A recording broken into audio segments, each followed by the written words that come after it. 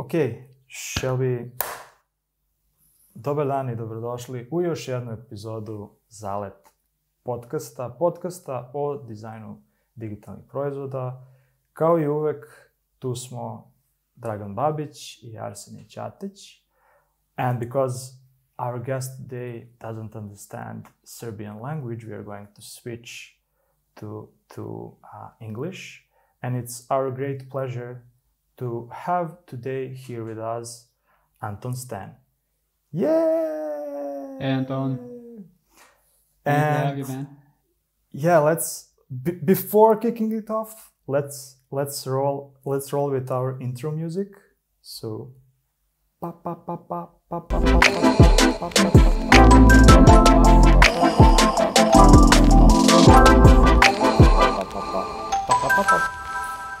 okay.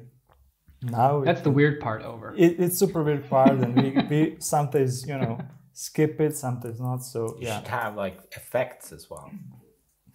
Yeah, we are not so advanced.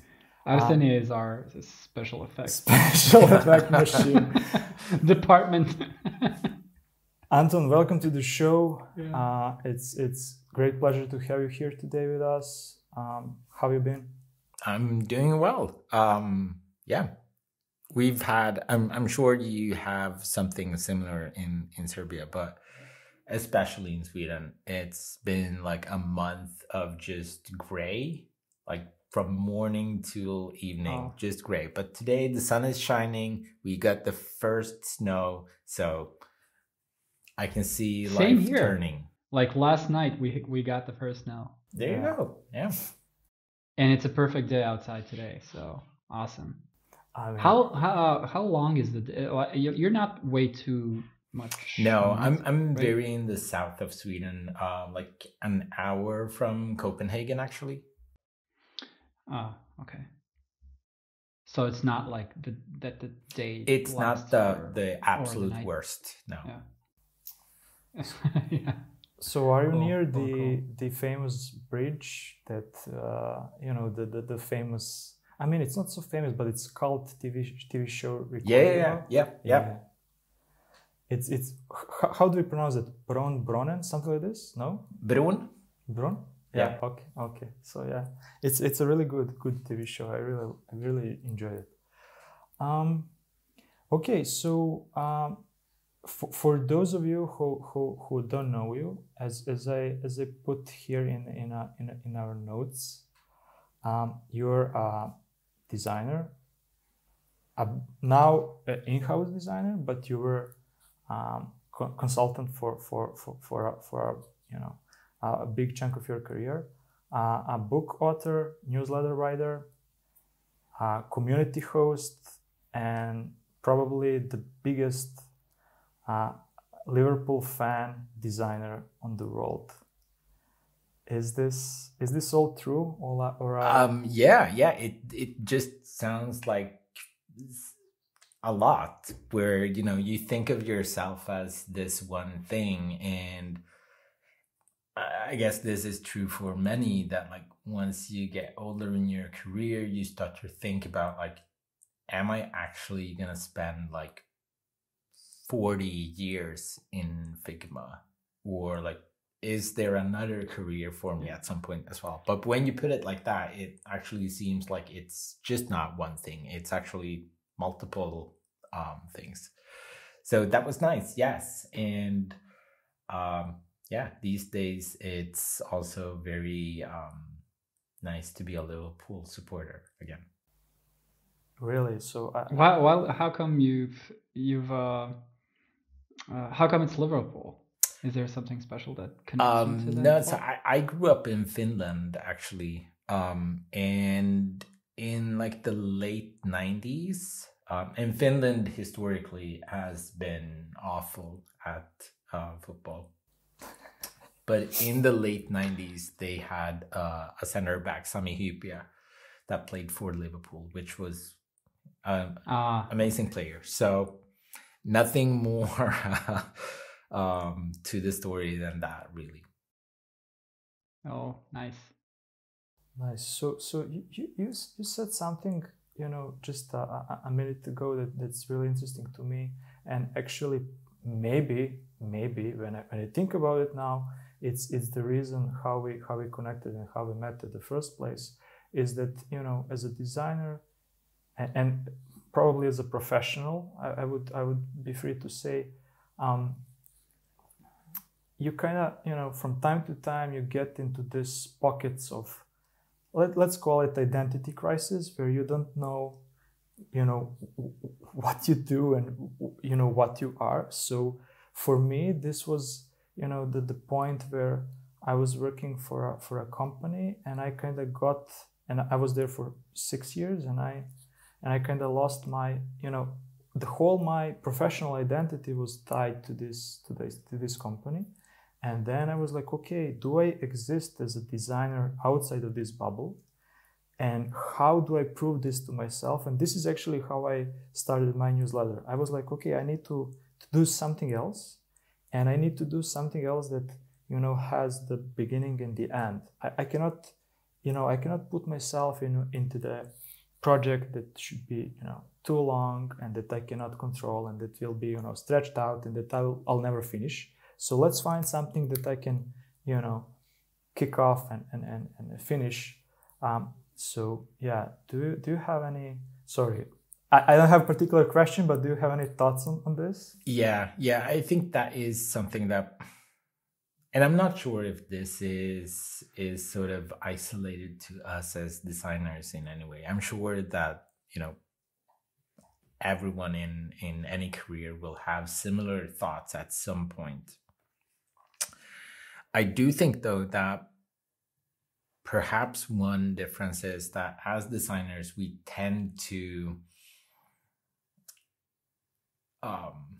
really commit into these projects. And I think especially while consulting, it's so time focused. Like, you're usually on these, or at least I was usually on these projects that were like 3 months, 6 months, maybe 9 months, but it's still this set period of time where you really sort of commit. And I think especially as a consultant, like, you're aware that it's so important that you bring your A game every day. So in a way, it's like football reference, but every day is this Champions League night where you have to perform at your very best.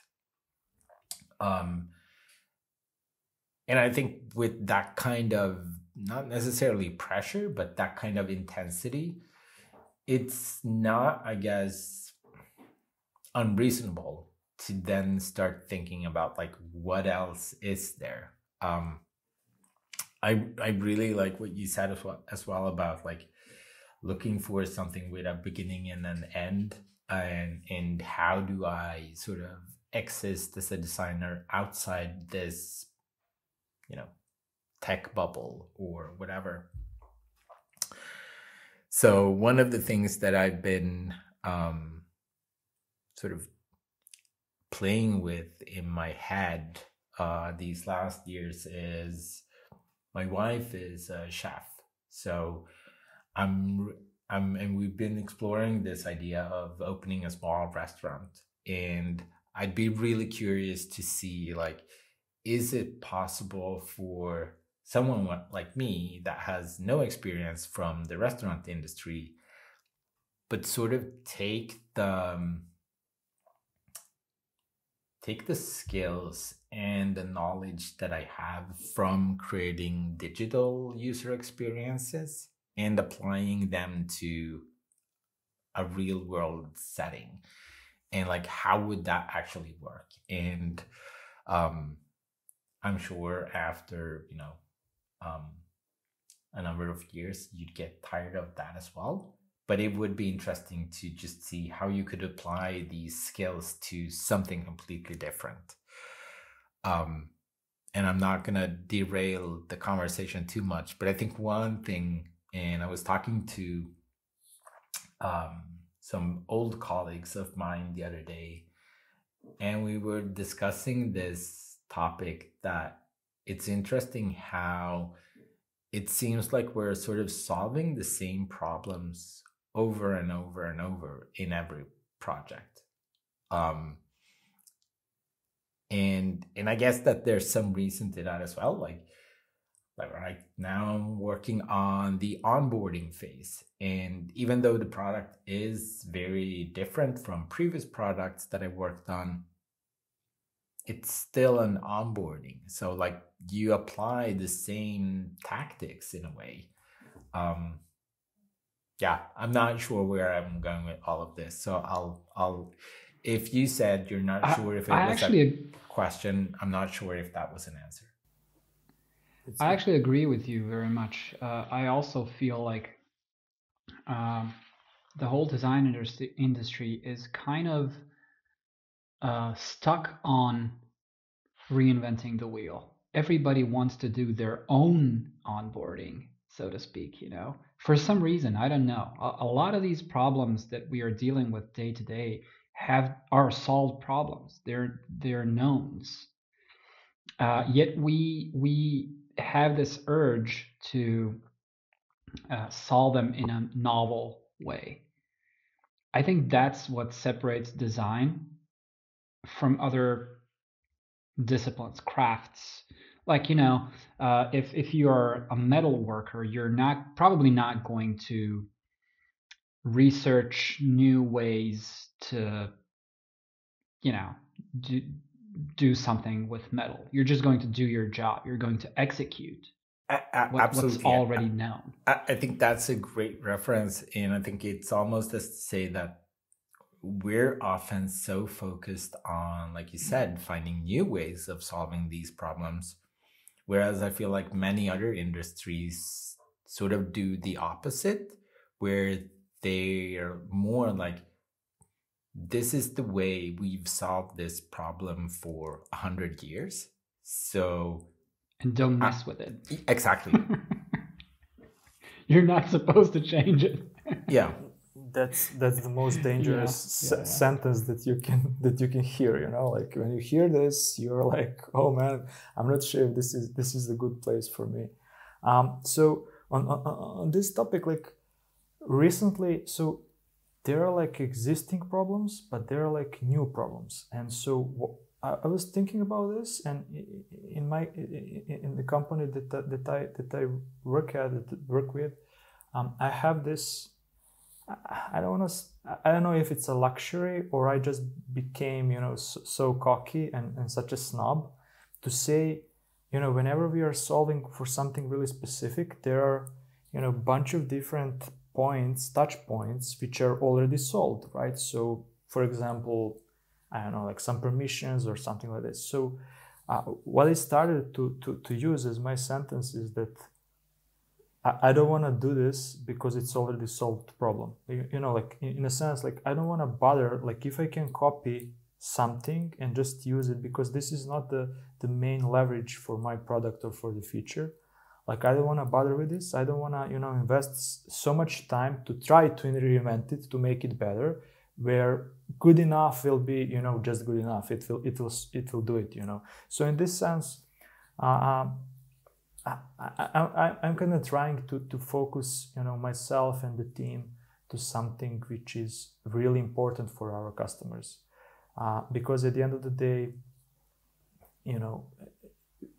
we can look at it that we are all working on a really similar or the same products, right? So it just depends how we are going to brand it and in which part of the industry we are going to sell it. So yeah. Again, like I don't know where I was going with this, but we can probably I assume that we can probably dedicate the 3 hours talking about this. So throughout your I want to say history, throughout your career, I'm not that old. Yeah, I wasn't I wasn't pointing to that, so sorry. But you have a really rich career, and you worked with some of the really known and established companies such as IKEA, or I think Volvo or Spotify, which to us, to most of our listeners here are like, super wow, big brand names, which they are. But you also work with, smaller startups and companies, and most recently that I remember was Loom, which I really adore. So what is it like to work with big companies and bigger teams versus smaller teams, and they are all, I would freely say that they are all like, really good because they are known and they should be doing something good because they're so known. Well, I'll start by saying that I think, I'm not going to say everyone, but as a Swede, a lot of Swedish designers have at some point worked with IKEA. So it's not that unique. But yeah, I've been fortunate enough to work with IKEA on a couple of different occasions. I worked on the redesign of IKEA.com in it's almost 10 years ago now, I think. And then I've been back and forth. Is that before or after Huge did it? This must have been before. This was probably before, yeah. This was the first website that they launched that used, when they made the switch to Verdana, which puts things in context a little bit. So I'd say that working with big companies is that there's always these things that you can learn from, regardless of the company size. What I think you can learn, especially while working with bigger companies, is that you can learn how to sort of navigate that corporate life. And so things move a lot slower, generally, especially in if they're the size of IKEA, Volvo. I worked with Chubb, that is the biggest insurance company in the US. I worked with Eon a lot, which is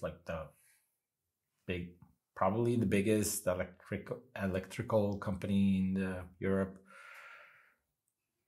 And things just have a way of progressing within these companies. So you need to have a lot of patience, but you also learn how to just navigate the structure within the companies.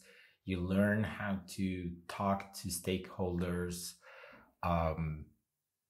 in a way that you don't necessarily learn within startups, because startups are just so small that you get to sort of interact with everyone, more or less. Again, pros and cons with both, I think. I think what's really inspiring working with big companies is that the changes you make can have such enormous effects, even for things that you as a normal consumer might not even think about. So obviously, if I worked with IKEA on their website, it's something that you can mention to anyone, and they can go to the website and they will see what it looks like, and rate whether you think that was good or bad work. I also worked on an internal tool within IKEA that it always sounds like it's the most boring job ever, working on an internal business to business tool within a company. No one is even gonna see it. But it was the tool that IKEA uses globally to purchase all of their materials. So they use it to purchase all of the wood for every furniture, all of the plastics, or all of the ceramics. So there's just such an enormous amount of data and money running through that system on a day-to-day basis. So I think that is one of the cases as a designer where you can really feel like, whether or not I put the button here or here could have huge effects for this company. And like, can we trim down 2 seconds from this flow? Then it's going to provide a lot of value for people. Now, the tricky thing I think is, and I still see this, that there's generally this consensus around internal tools that, it's just an internal tool. No one's outside of our company is going to see it. So it doesn't matter what it looks like. It doesn't matter how it works. But I think that is like the biggest mistake to make, because it really does matter. Like, imagine working in a software all day, every day. That was terrible to use. Like, sure, you'd get used to it, but there's also just like such enormous room for improvement. But that's the difference between designers designing for other designers and designers designing as a function of business in order to improve the business. And sorry, that's kind of I feel like there are the designers who want to do effective work and meaningful work are in the minority, because it's hard to talk about that work. It's hard to show it off. It's usually not very pretty visually. Yep. You use a lot more words than images in order to describe it and talk about it, and it's just not appealing to the entire design oriented part of the industry. So it's harder if you're that kind of a designer. It's harder to get more work. You have to take all these unusual paths to, clients, employers, and so on. So how have you navigated that? If you identify yourself as that kind of a designer, which I think you do. Yeah, I think that's a great question. And I think, part of the reason why I was so excited to talk to the two of you as well is I've read your stuff for years already. And I think like one thing that I've always been sort of trying to mention over and over is that I really think more designers should write. And because I think that is like actually to back things up a little bit. I remember starting as a designer, and I spent the first almost 10 years of my career at agencies. And especially back then, and this was probably like before anyone even talked about user experiences or, anything like that. The portfolio was really like this visual thing. Like you showed screenshots and that was it. Like there was no explanation of what the project was about. There was no like goals or objectives or absolutely no like results of the design. It was just like, is it good looking or not? I'm not sure if it was a conscious decision, or maybe it was just because of the fact that I was never like a really good visual designer, that my mind sort of started going more towards the holistic view of a redesign. Like, what is it that we're doing here that would make the most sense? Like, how should we structure the navigation, for instance, which now sounds like an obvious thing to discuss, but back then, like, again, you would just copy the navigation from a competitor, and that was it. But I think that has led me on to this path where I really think you need to be able to communicate your designs. And to sort of tie this back into your initial question, I think one thing that I really liked working with Loom is that they're very obviously strong users of their own product. So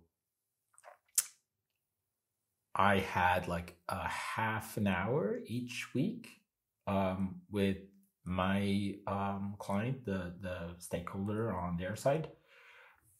But besides from that, everything else was mainly just like looms going back and forth. And it's interesting how you might assume that that would mean that things would get lost in context, or that there's not a sense of community, or, you know, anything of these kind of things that you think that you'll get from actual meetings. But I found that it was quite the opposite, because part of what I think is really good about Looms is that they're natural enough. So like, I think initially I was at this phase as well where I would sort of re-record Looms if I ended up like mistaking or saying something wrong. Whereas now I'll just go on. But they do force you to think stuff through. I was talking about this with another designer as well, and we both mentioned that, you know, occasionally we'll do Looms just for ourselves because it will allow us to spot like the pieces that are missing.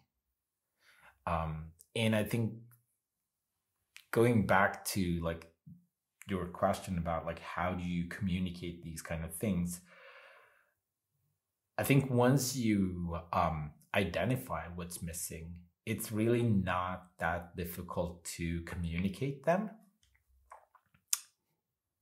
But I don't think a lot, I'm not going to say a lot, I don't think enough designers take the time to identify what's missing. Yeah. Like you put it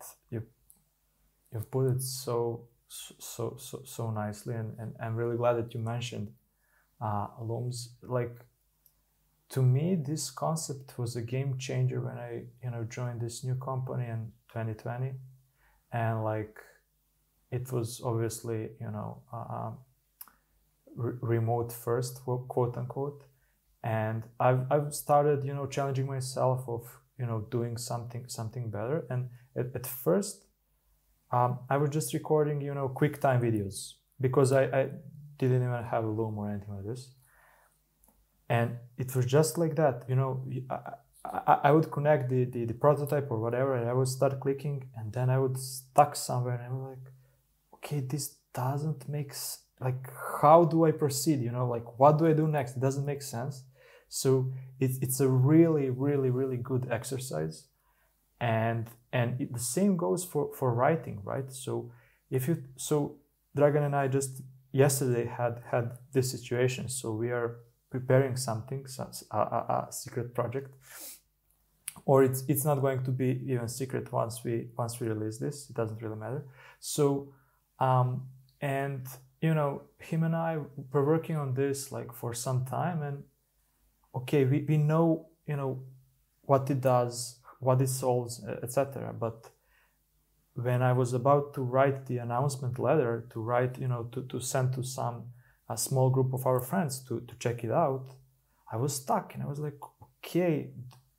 And my main problem was that I was writing this as a specification in a big company, right? And I had all this corpo, lingo, bullshit train of thoughts. You were selling it. I was selling it, and I said to him, like, man, like, I'm going crazy. I cannot put it in a natural, words as I would say it to my friend.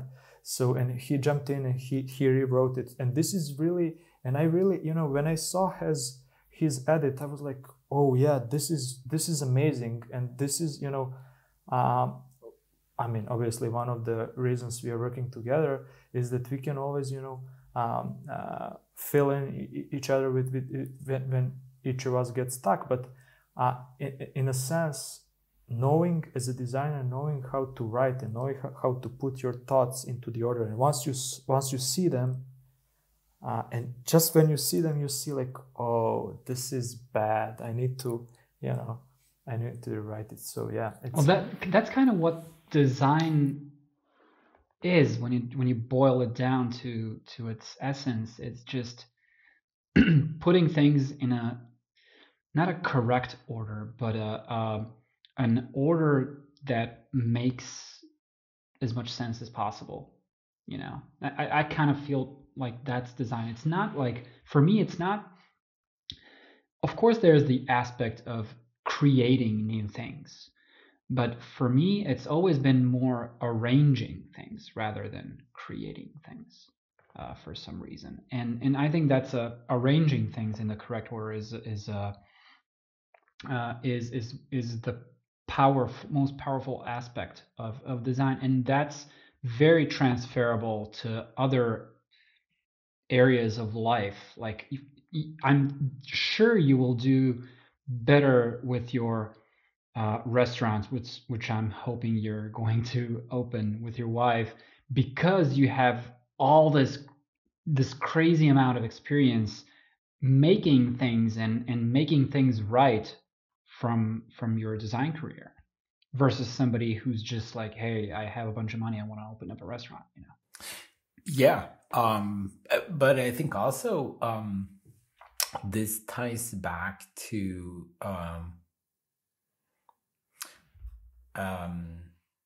what how do you pronounce your name? Arsenia. Yeah. Arsenia. Yeah, but you can Archie. call me Archie. It's much more. Yeah. Was saying earlier about focusing on the things that matter. And I think this is, relates to what you were saying, but also just like the restaurant where, again, we don't have like a ton of money to throw on things. So we really need to identify, like, where do we put the effort? And do we put like 90% into this one thing? Or do we spread it across? Like, what is going to make the most, I hate the term, but like ROI on things? Yeah. And this is and like the whole time I'm thinking how it must be super hard to satisfy hungry people, and then this experience of just is it like luxury or leisure? I mean, it might be both, because most of the people usually eat at home, right? And then it's part of the life, so it's really hard to satisfy. So I mean, good luck with this. And yeah, I think that restaurants are the ultimate user experience. There's no anything about that. I would. I'd say both restaurants, but also hotels, which is obviously similar in a sense. But you want to create this experience of feeling at home, but also obviously not being at home. Yeah, and also you have these expectations, like you're not going to the hospital or something like this where you need to solve the problem.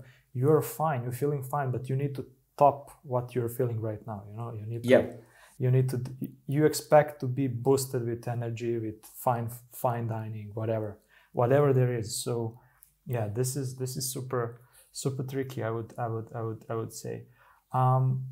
So throughout your career, just jumping back to the thread, you also had pleasures and privileges of working as an in-house designer. Usually, I would say on a higher up position, such as head of design or like something similar. And right now, you're in such a position, right? So you joined your current company like 2 or 3 years ago as a head of design, right? Yeah. So actually, I joined them. I started working with them as a consultant 2.5 years ago, but then for the last two, and then I joined them full time in May this year. Yeah, so 6 months ago. But during those first 2 years, I was basically only working with them. So the transition from consulting to full-time didn't really feel as such a big step. And I think it was a couple of reasons. First and foremost, obviously, like one thing that I kind of got tired with from consulting was that you worked on these, to some extent, isolated projects within a team. And then when you were done, you could always see that there's like, oh, and then we could do this, and then we could do this. But like, then your contract is up and like, bye-bye. And you don't have any influence anymore. And in some cases, that was really nice because you felt like, okay, I've done my part. I'll leave it to you. Bye-bye. Like that was the thing with Loom, for instance, where I helped them rebuild their design system. And once the design system was done, like there's not really that much else to do on that topic. So it was very much like okay, we're done here. This was fun. Bye-bye. With Summer Health, the company that I'm working with for now. So just a quick backstory. What we do is in the US, we help parents, especially parents with newborn kids, connect with pediatricians within 15 minutes. So you sign up, you pay a monthly fee, and whatever question you might have regarding your kid's health, just send a text. It's SMS based, and a doctor will reply to you within 15 minutes. So cool. So important. Yeah. Yes. And I think that ties into like the other part where, again, working with these big companies is really nice. Like I did some work for Google, for instance, which is, I think, for any designer, it's a very cool company to work for. But for Google, I worked on like a ad networks reporting tool. So if you compare that to like helping parents take care of their kids, I'm gonna pick helping parents every day of the week, because it's just, it has a purpose to me, and I think that is definitely the other thing that I really enjoy working with Summer Health. And it's also this interesting feeling because it's not a problem that's like ever gonna be fully solved. Like people are going to have new babies, and new parents are going to be anxious about their kids' health. Like, that has been the case for the last several thousand years, and it's not going to stop, unfortunately. And yeah, it's so, sorry for if I'm jumping in, but like it's really important cause, and again, it's really tricky to design for, I would say, because the default state is that something is wrong. Like, in most of the cases, something is wrong. Like there's anxiety hit, right? So definitely. It's not like someone went to their office and like open up laptop or whatever, and clicking something, drinking the morning coffee, and then like checking out your app. But there's a real emergency, especially for new parents. Everything is so initially we focused only on urgent care, and that was definitely the case back then, where when they used us, we could almost assume that something was wrong, and it could be a little bit wrong, or it could be severely wrong, but someone was not feeling good. And it was obviously helpful at the time as well, because a lot of the questions were sort of centered around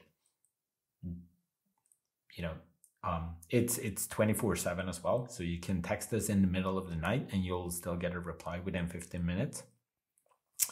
And so a lot of the questions were centered around, like, do I need to take my kid into the ER or not? And in most cases, you don't. Like,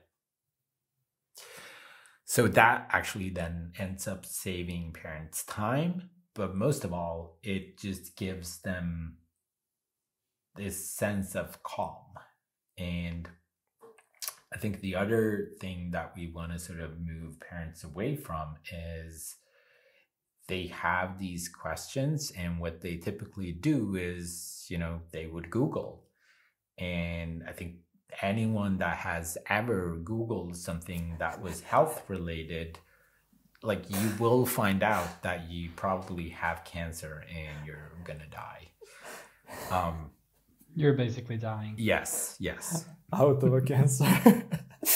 But what we're actually, so we're still doing urgent care, but we're also sort of expanding into, you can ask us about sleep issues or food issues or behavioral development, lactation. So these are probably not things that are urgent, but are more sort of ongoing in, day-to-day life about raising a kid.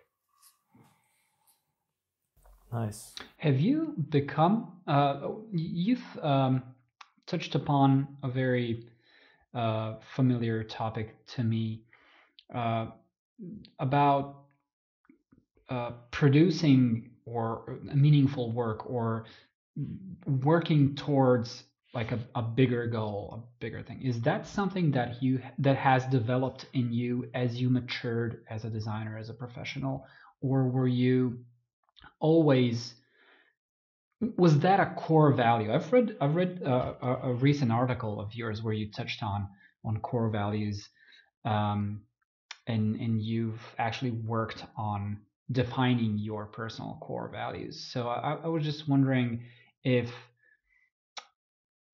how do you feel about serving a purpose with your work? Yeah, I would say it's definitely something that has developed over time. Again, going back to, like, I'd say definitely earlier in my career, I was more focused on working with cool brands. Not to say that, there can't be a purpose with cool brands. Obviously, there can be overlap.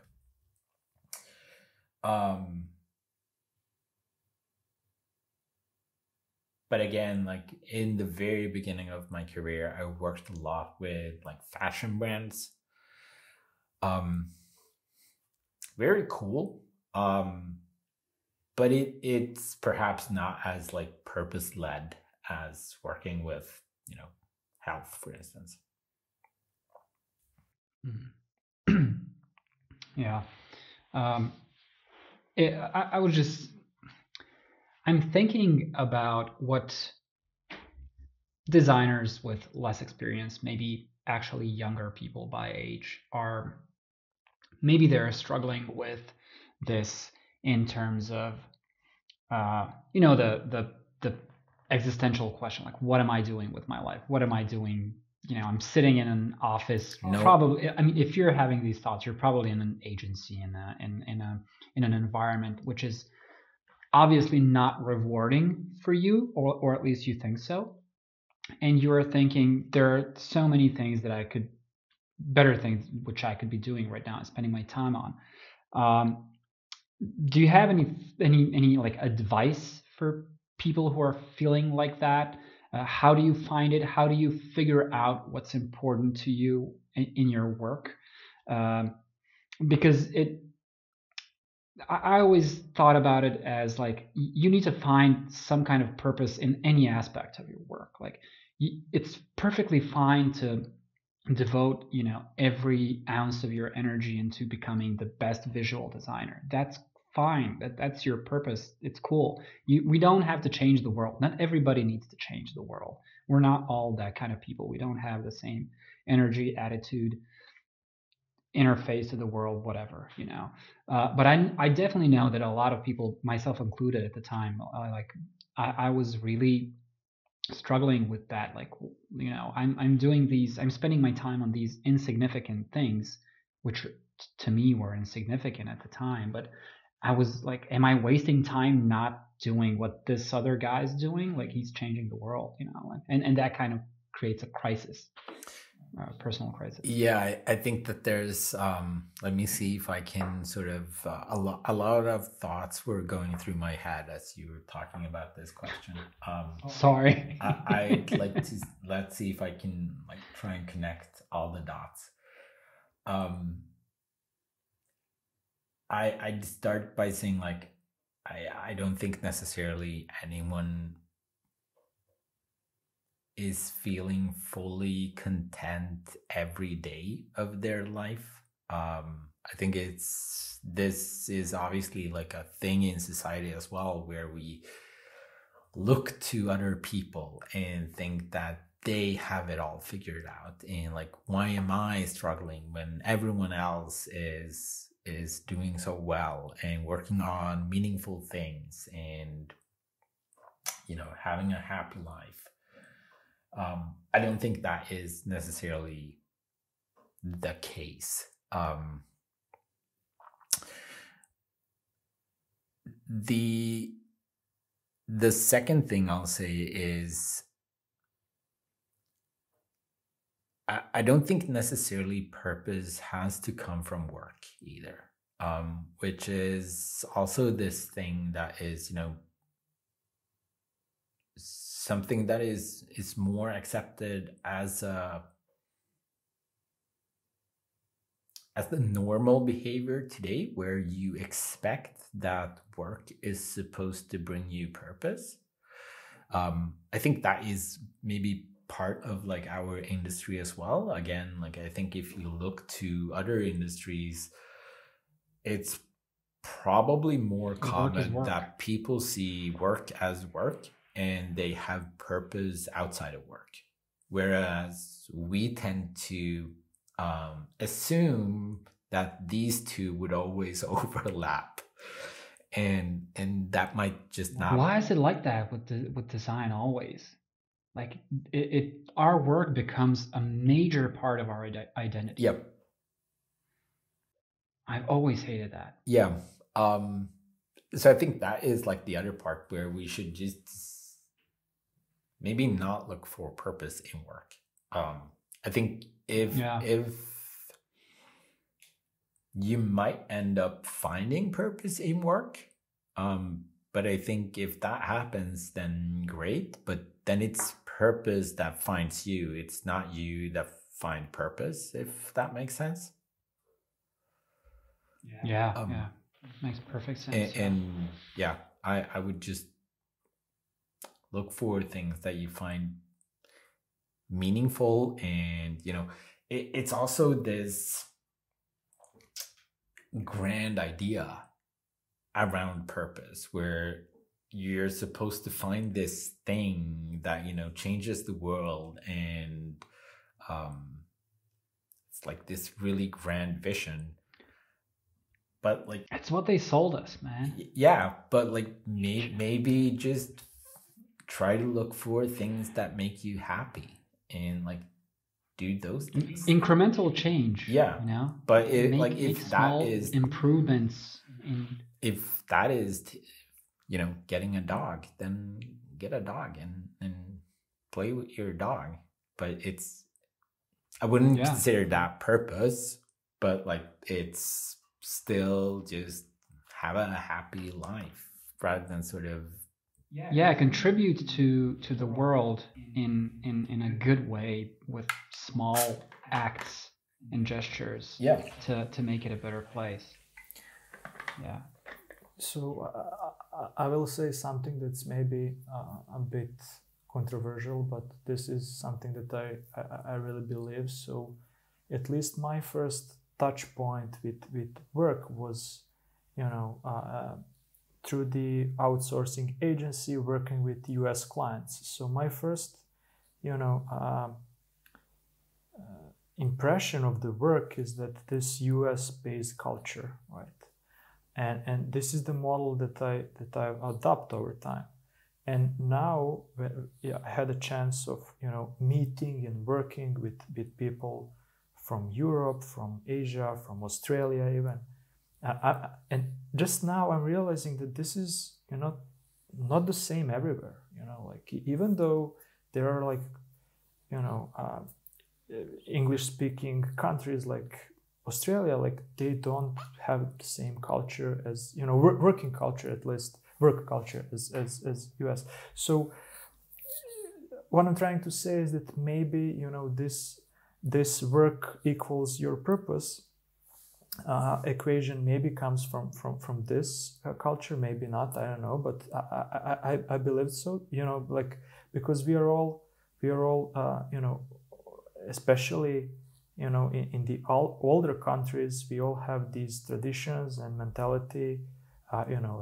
Scandinavian people are known for some stuff, Balkan people are known for some stuff, and now we are trying to, you grew up through whole life and being, taught some manners, some principles, etc., and then you start working in an environment which is not so natural to you. I mean, it's totally different. You have different values, different ways of behaving, and etc., etc. I'm not saying it's bad. I'm just saying, it's different. So, I don't have any particular question or anything like this. And as I said, if you don't feel like it, you shouldn't say anything about this. But this is just my thought, man. It's my podcast, so I can say whatever I want. Yeah. It was funny when you said like Scandinavians are known for certain things, and I thought like drinking, and then you said Balkans are known for certain things, and I was like drinking. So maybe that's the overlap. Not just drinking. So how we see Scandinavian people is that, I would say you're not cold, you're friendly, but not cold as people would say. But again, like you have different values. You have this concept of, now I'm going to try to pronounce it, lagom. Yeah. Okay. So and fika and different 100%. No, I think it's tradition stuff. So, and in this sense, you have this identity as a I don't want to say as people, as nations, as people, as from the north. So, and of course this goes the same for each of the at least European countries. Like you can take Italy, you can take Spain, you can take Mediterranean, Greece. Like it's shaped over time, over cultures, so on. So in this sense, it's different.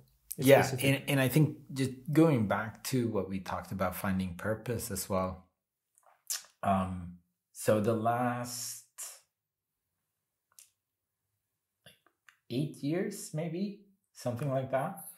I've basically only worked with US companies, US startups, US bigger companies as well. But prior to that, and like to some extent, I still know some European startups as well. And there's always this talk about like how Europe aren't able to produce as many, you know, successful startups as the US. And obviously, like, VC funding is very different in the US versus Europe. So I think that is definitely part of it. But I would say that it's also far more, and this is a very like generalist sentence. So obviously there are exceptions, but I would say that it's far more common in the US that you have like founders where the purpose and their work are the same. Whereas in Europe, typically you have founders that are really skilled, but their purpose might be outside of work.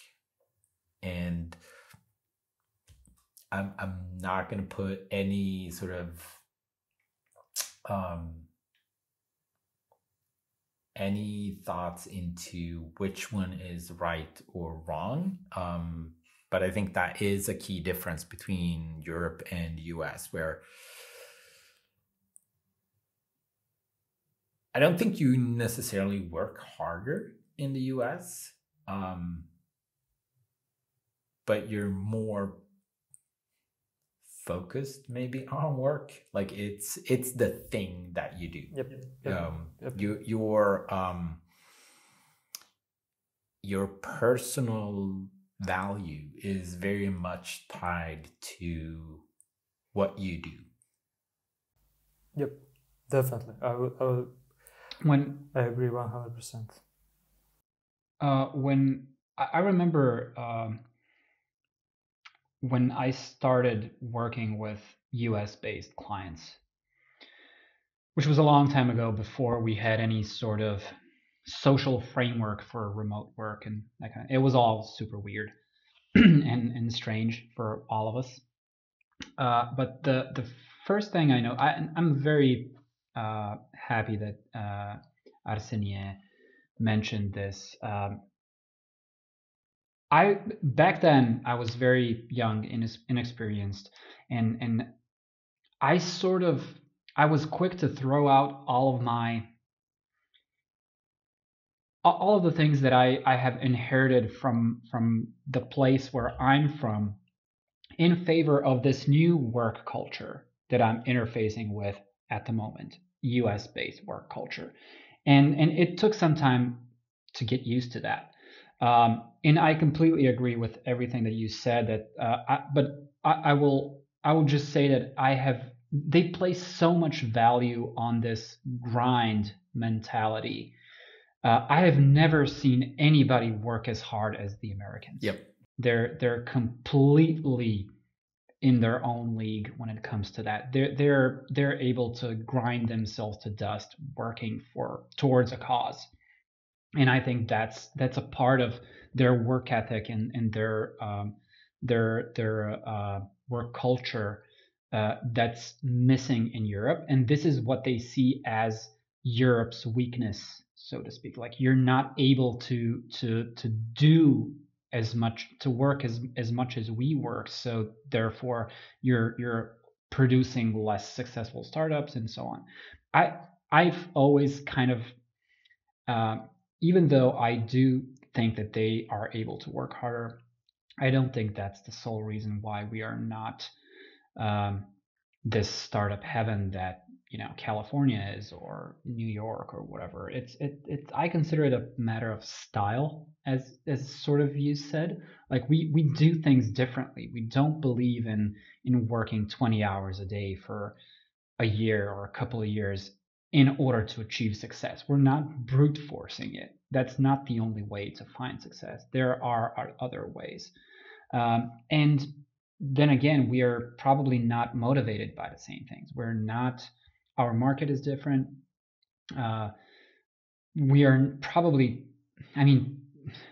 I guess many people are chasing, the top dollar and looking for multi-$100 million exits or whatever. But there are probably a lot of people as well who are just, making things for other reasons, like, improving things, doing, having projects with social impact or whatever. Not that these things are not going on in America, but, there are fundamental differences in the way we perceive and do work.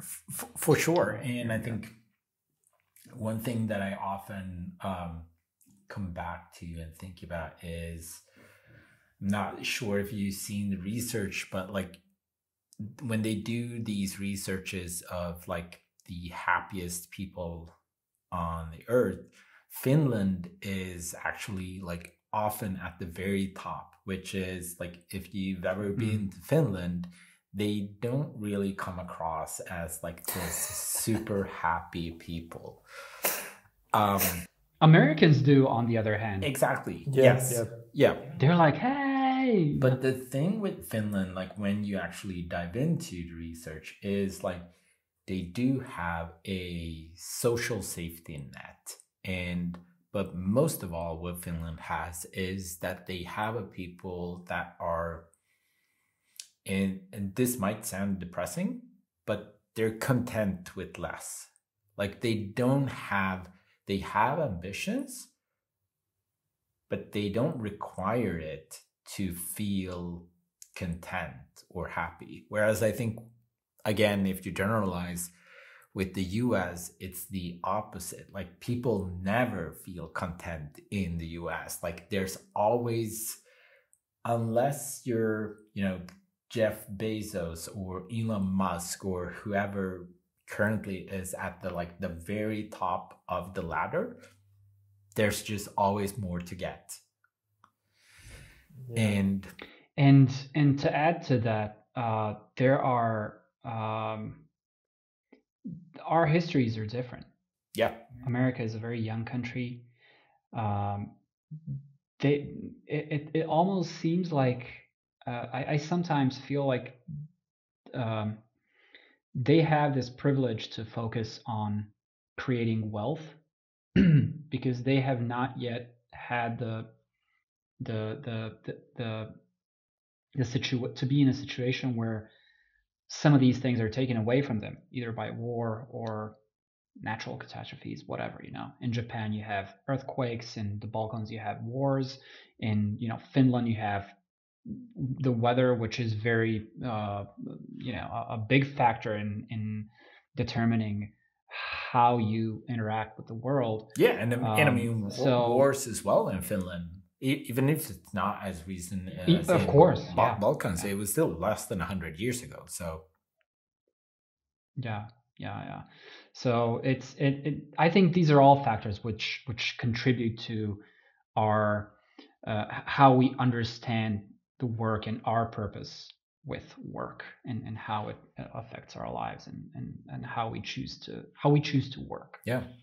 So so one more thing that I would like to kind of dig a bit deeper in is so we mentioned this, about writing, and it's actually before we clicked record is that we said that we met through writing, right? So and we never actually met each other like this through the video or anything like this. We haven't had a chance to do that. But yeah, you're someone who had a blog for probably 10-15 years. I think it's almost 10 years now. I think it was 2015. So yeah.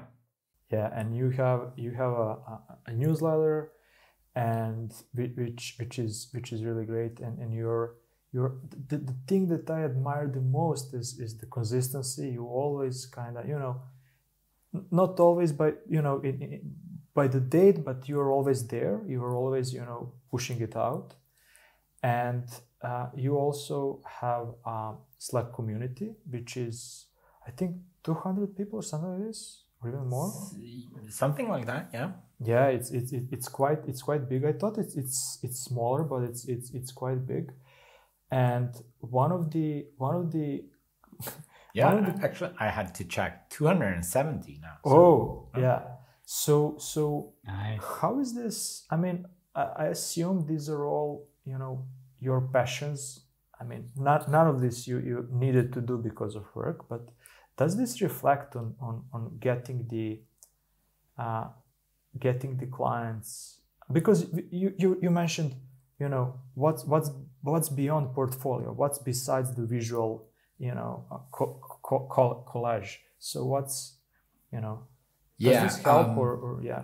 I definitely started writing as well to, as an alternative way to a portfolio of getting my name out there. I think part of what many, not just designers, but freelancers in general, sort of miss out on is that they need to find a way to, constantly remind people that they exist. Because at the end of the day, a lot of work that comes through, at least this was the case for me, is someone asking someone else, like, do you know any good designers? And so how do you make sure that when they get that question, that your name is like one of the 3 names that instantly just comes to mind? And so I think that is really about sort of finding this way of not being, obnoxious and, posting stuff all the time, but posting stuff regularly. But in order to, have people actually value that regularity, it needs to be value in the content as well. So you need to have something to say, I think, whether that is, through blogging, or there's this guy I follow on social media as well, but I'm blanking out on the name now. He does these visual explorations of like, what if iMessages also could do this? And it's just like this one silly thing.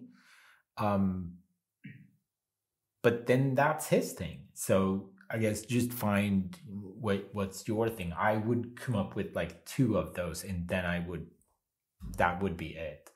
Whereas writing was something that, especially when I started, I think for probably like 4 or 5 years, I posted an article every 2 weeks. I'm not gonna say that all of them were good. I think that is definitely like the challenge of writing regularly, that, not everything is going to be great writing. Not everything has to be great writing as well. Now I post, whenever there's a topic in my head that I realize I've been thinking about this for days, then I usually realize that, okay, I should write something. Or it could be like I read something and I want to like put my take on that. I read a post a couple of weeks ago about the startup designer and like how that is different. And I definitely want to put like my take on it because it's just so relatable to where I am now.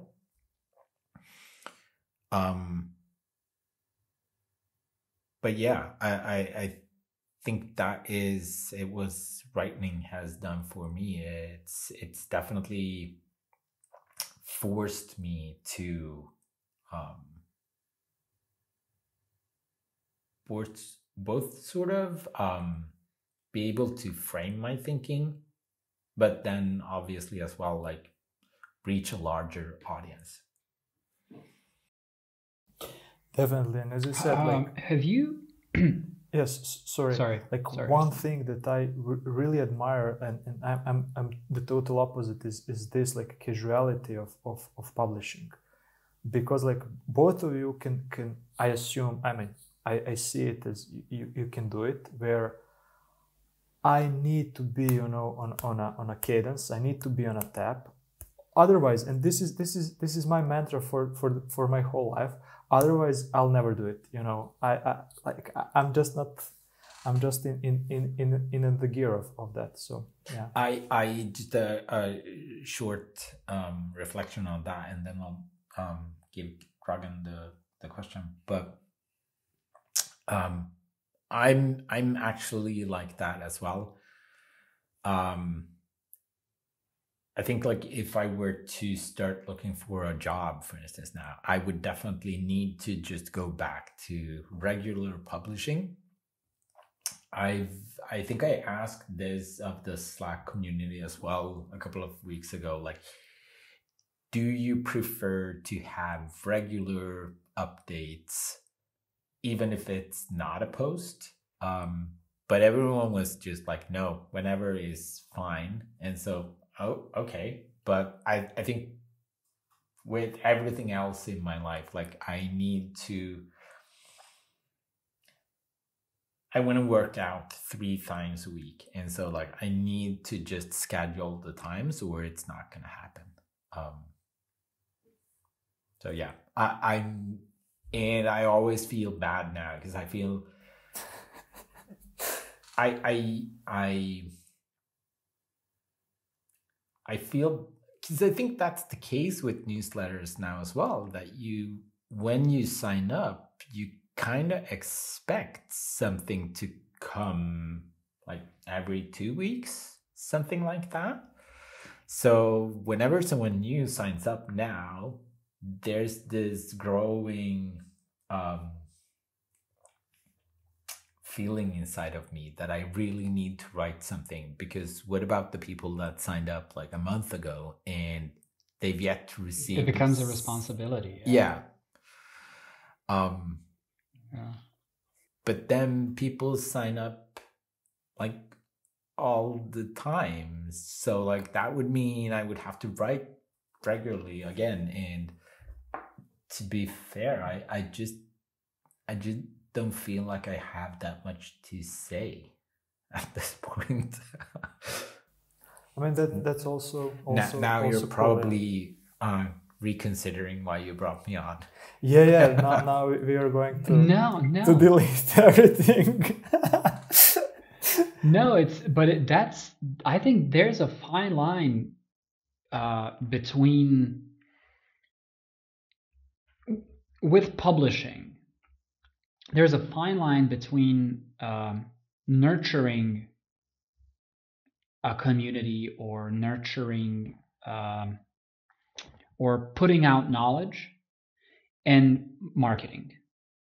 There's a specific point in time when your thing becomes a marketing effort, yes, rather than a contributing factor to somebody's improvement. And I have been deathly scared of crossing that line, which has probably not done me a lot of favors. But this is something that I'm really afraid of coming off as an advertisement for myself. I definitely don't. 100%. And I think related to that, running a newsletter, and like many things within this industry, there's just this insane focus on metrics. Like the newsletter is somehow its worth is based on how many subscribers you have. And there are all these growth tactics that you read about, like you should do this and you ba-da-da-da-da-da. And I think it's always this tricky line, sort of related to what you were saying about marketing versus providing value in content, where I really want to stay off from like all of those hacks. And I've definitely seen designers go the other way around as well, that like fully embrace all of the growth hacks. And definitely it can be very successful, and it could be very profitable, because then you can like bring on sponsorships and stuff like that. But I have to say, I kind of prefer what I have now, where even though I think now the newsletter is like 3,000, maybe something like that. So wow. Well, I mean, it's a lot of people, but it has roughly stayed the same amount of people for the last 8 years. But I kind of prefer that, because that also makes it feel a lot more like these are my 3,000 friends, versus like I need to get a sponsor and like I'm gonna have I need to get to 5,000. Exactly. Or whereas now I'm more like, actually, if I get to 5,000, that's gonna put me in the next tier of like my subscription, so it's gonna be more expensive. And I'm like, no, it's not worth it. And yeah, I think I think that's a really valid point that you're making, that this balance between marketing and a community is very different. Do you think we're in a place now, considering the design industry? Do you think we're in a place where designers have to do self-advertising and marketing of themselves in order to find work? Or do you think that's just a fad that's been going on for the past couple of months? I'm sure you're aware of the social media well-known, but to me very new people who are bragging about numbers and showing off their work in a way which is not so tasteful to me personally. Yeah. But I'm wondering if they're obviously finding work, they're doing work. Yes, I'm wondering if it's. I think that kind of marketing is. I should say, I hope that kind of marketing is just a fad. I also don't necessarily think it's, or that they are as successful as they claim to be. Which is like, it's almost this kind of influencer marketing, but for designers. Yeah. And I think like, if you look at influencers, they're in many cases definitely not that successful. Like, it's usually just borrowed cars and stuff like that. So, but yeah, I think it might be successful for a short period of time, but I don't think it's something that you'll build a long-lasting career on. I think the design industry, but I'm assuming this goes for any industry really, is the industries are usually so small that like if you're a douche, people are going to find out and you're not going to get work. So at the end of the day, I think that is, what's going to get you hired and rehired is just like, don't be a douche. I find it strange that this tactic, this basically business tactic to get design work, has come up in the time where our industry is not in its best place. Like people are losing jobs all over the place. The recessions, economy is in a bad place, and so on and so forth. So all of a sudden, there's this emergence of that's an excellent thing that you said, the influencer designer that's playing to your weaknesses, talking about money, talking about how much they earn, how cool clients they have, how great their life is, when essentially I'm like you, I'm calling bullshit on that. That's you're lying, man. Like I don't know a lot of people who are like thriving as much as you guys are in the past couple of years. Like this is not reality that I think I'm living in. Thing that is interesting to see as well is with these influencer designers and sort of their claims to how successful they are and how much money they are making. It's very rare that they have testimonials from other clients, and that you hear that people that have actually worked with them praising them. Like it's all this kind of mystery box in that sense. Whereas I think what has been one of the things that was really successful for me as a consultant was making sure that I always asked clients for a testimonial, and I had a page with like all my previous clients and their testimonials. And I think that is the kind of validation, both for me personally to know that, they were happy with the work that I did.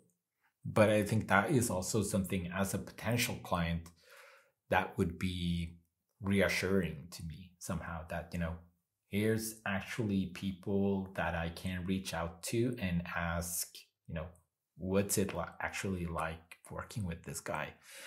And I feel like in that sense, we still have a sense of honesty left, where I do think that people are fairly honest in their sort of reviews. Yeah. Great. So I just think it's it might be different for the younger generations who have just grown up on social media, and the mechanics of their of how they exist in the design industry are completely different from what we're used to, and I can't figure it out. I can't form an opinion on it. It's very hard for me. I'm actually struggling with this for a while now, because it's a very strange issue for me. I'm 100% on board with you. Like I would much rather have real people willing to put their reputation on the line and say like, hey, this guy's legit. Like I'm willing to stand behind that statement. I'm going to take one of those testimonials over 1,000 social media posts where I'm blabbing about how good I am. It's just So just being sensitive to the time, I would like to kind of land down this conversation of ours. So for as a last question, or just better say ask, you can promote anything that you want. So it could be design related or not, like it could be whatever you want. So if you have anything to promote, anything that people listening this should know about, should sign up for, should buy, whatever. Speaking about marketing, I mean, I don't judge. If you have anything like this, I should have prepared like a Kickstarter for our restaurant.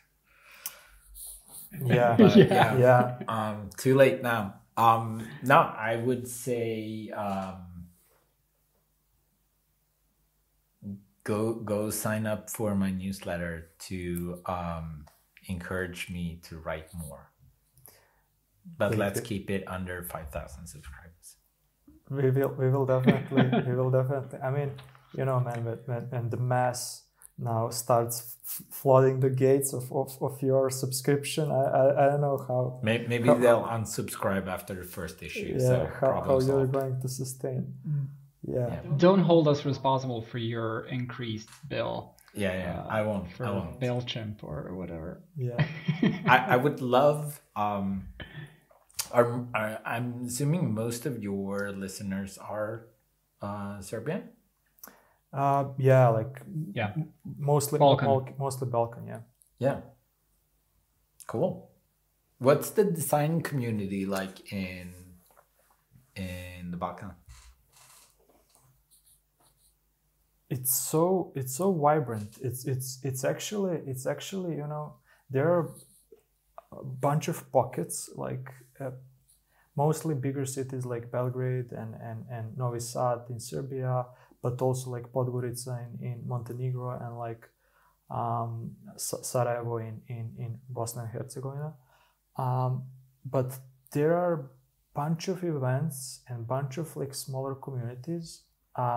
But the thing is that, I mean, at least my feeling, and I would freely say Dragan's feeling as well, is, and one of the reasons we started this podcast is to kind of connect all of us, because we are such a small countries living together, neighbors, speaking the same language, understanding each other, and we are so close, geographically and mentally and everything. But yeah, like we are always kind of under the radar, there's a lot of gems, a lot of people doing amazing work throughout the globe, but you never heard of them, because that's part of our mentality, to be kind of casual about it, humble, and be like, humble, super humble, and down to earth and everything. So yeah, one of the reasons is for the existing of this podcast is that just put it on a map, just record this in point of time and have it recorded and be like, okay, these are the people from here. But to answer the question short, it's really vibrant, I would say. I love it. Dragan, do you have anything to add? Other than that, we are trying to build, like Arsenia said, we're kind of a disjointed community, if you could say that we are even a community. We want to build those bridges and enable people to connect with each other and just make it possible for people from even if it's just from the Balkans, get a better insight into who is doing the same things in their vicinity, maybe in their own city, maybe in a city that's just a couple 100 kilometers away in a different country, but just have a better insight and understanding into who's doing what. And how they're doing it, what they're doing the same, differently, and so on. So just trying to elevate the entire thing to a higher level and just connect people. Wow. That's sort of the mission for this podcast. Nice. One day I'll come visit. I will awesome. mark your words now, and now we have it, recorded. Yes. So yeah, we are expecting your visit. Cool. Definitely. Dragan, Definitely. will you do the honor of doing the outro? I will say the pre-outro. You have to do the final thing. Okay. You have to do it in English. Arsenia always has like the closing line. So Anton, thank you so much for taking out the time to do this recording with us. As Arsenia said, I completely agree. When I first landed on your website and read some of your writing, I was literally, it was a weird feeling. Like I was feeling like reading the words that I myself might have written, which is a very surreal feeling. It's one of those, instant connections types of things. Like when you don't know somebody, but you kind of feel like you could be good friends, and you share so much the views of the world and what we are doing. It all kind of matches and vibes well together. So it was a major pleasure of having you and talking to you. I'm sure people will find great satisfaction in listening to this episode. And once again, thank you so much. Arsenie, you got to do the real outro in English now. So in the matter of this episode and the thread that was going throughout is that no matter if you are working with people from the west or people from the east or people from the north or people from the south, or like smaller companies or bigger companies, you need to be adjustable, but also to know who you are, and you always need to love yourself and to love each other and to spread love all around you. And yeah, let's finish on that note. What a great closing. Thanks. Thank you. Thank you. Till the next Bye, episode. Guys. See ya. Bye. Ciao.